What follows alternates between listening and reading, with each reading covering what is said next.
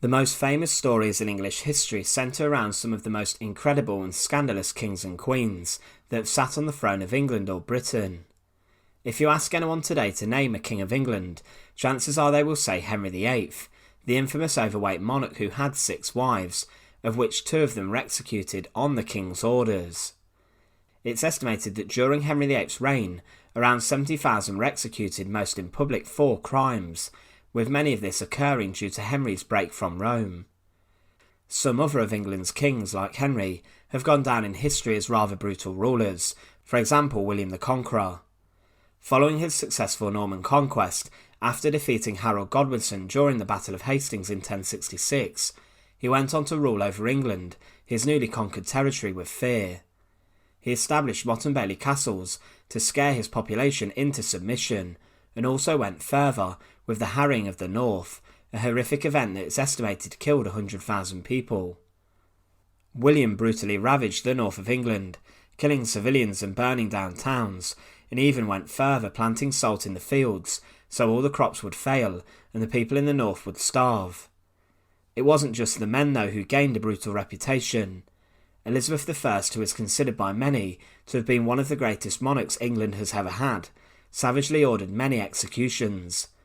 One in particular she is noted for is the execution of Mary Queen of Scots, when the English Protestant Queen finally consented in signing the death warrant of the Catholic Mary, who posed a constant threat to Elizabeth's queenship.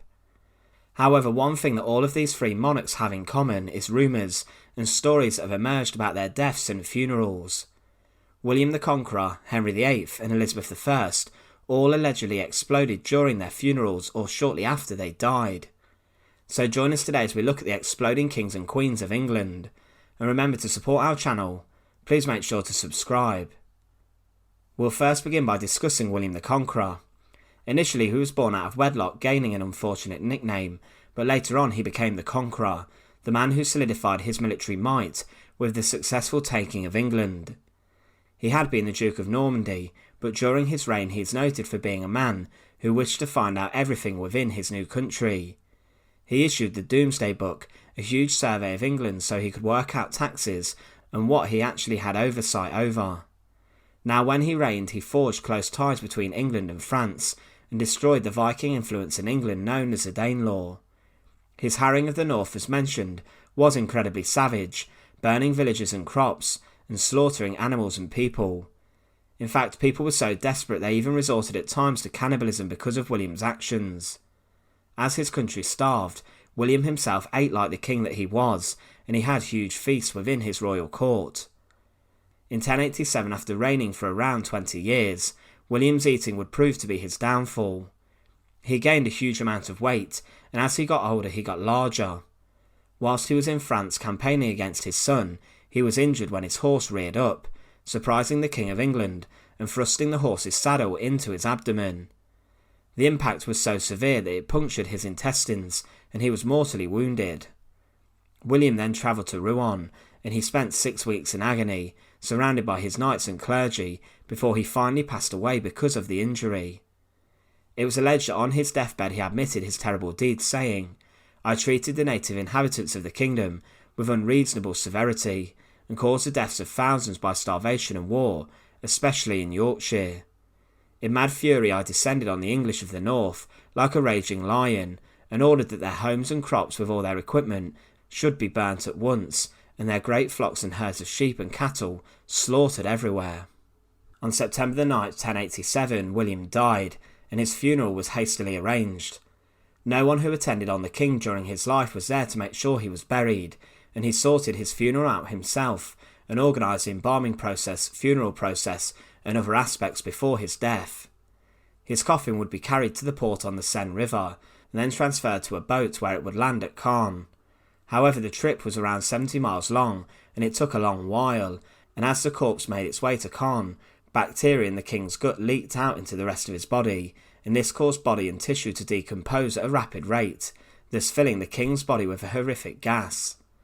The funeral itself was delayed when it reached Caen, as a huge fire occurred, and this needed putting out. However, the pause caused horrifying consequences. The heat that day caused William's body to swell, and according to accounts, The king's swollen bowels burst and an intolerable stench assailed the nostrils of the bystanders and the whole crowd. So the King of England's body exploded, and because of this the funeral was then hurried. Now Henry VIII's death was one that greatly shocked England. Despite causing huge issues within his kingdom, with the English Reformation, many across the country greatly liked the infamous six-wife king. He had forced through huge religious change that shaped England forever, and these religious divisions continued throughout the reigns of not just the Tudor monarchs, but also the later Stuart kings and queens as well. Henry VIII himself is known for being a man who was colossal in his size, brought about following a jousting accident that caused him great discomfort. He was knocked out in the said accident and was never really the same after. He also suffered from gout, and in his later years his size ballooned to a 54-inch waist with every banquet the royal court would host. He also became incredibly depressive and suffered with mood swings. However, in January 1547 he died at the age of 55 at the Palace of Whitehall. His obesity hastened his death, and elaborate funeral plans were made. When Henry died, his death was kept secret for a number of days, whilst his councillors made political power plays, and it was 3 days until the embalmers were let in to tend to the king's body. Usually during the Tudor period, funerals were held around a month after death, and the internal organs were removed, and the body would be stuffed with sawdust and herbs. The body was then wrapped in a wax-coated cloth, and then sealed inside a lead case, before being placed inside a coffin. Henry's funeral took place 2 weeks after his death, such was the need to bury the king quicker. The embalmers did their best job to preserve the king, however the decay had already set in. Henry VIII's body was en route to Windsor for his funeral, however the cortege stopped overnight at Sion Abbey, and it's here where the rumours as to what happened to the royal corpse emerged. It was alleged that one night his coffin opened, and part of the king's body was mauled by dogs kept at the abbey. However, another rumour is that as William the Conqueror's body also did, that Henry VIII's body exploded within the coffin, and the Tudor king's coffin began to leak out the king's insides, and they dripped onto the floor, which may have been picked at by the dogs who licked up the blood. Whilst Henry VIII's coffin was discovered to allow the coffin of Charles I to be placed inside the vault, it was found that the wooden coffin and also the internal lead structure was severely damaged, adding credence to the theory that Henry VIII's body did explode. Now, as mentioned, Elizabeth I, the daughter of Henry VIII, is considered by some to have been one of the greatest queens that ever reigned. During her time on the throne, culture developed with playwrights such as William Shakespeare writing, and she also proved many wrong when she defeated the Spanish Armada. Now, Elizabeth was known as a virgin queen, as she did not have a child, and it was long debated on who would become king or queen after her death. Elizabeth herself reigned for a long time, from 1558 to 1603, but towards the end of her life she became rather ill. She even asked for the inauguration ring, the jewellery that symbolised her marriage to the country of England, to be sawn off. Her throat began to swell, and she fell into deep depression, and she became a mute, suffering with a sore throat constantly. Elizabeth I died inside her privy chamber at Richmond Palace, and much of what we know about her death comes from accounts from ladies who attended on the dying monarch in her final days.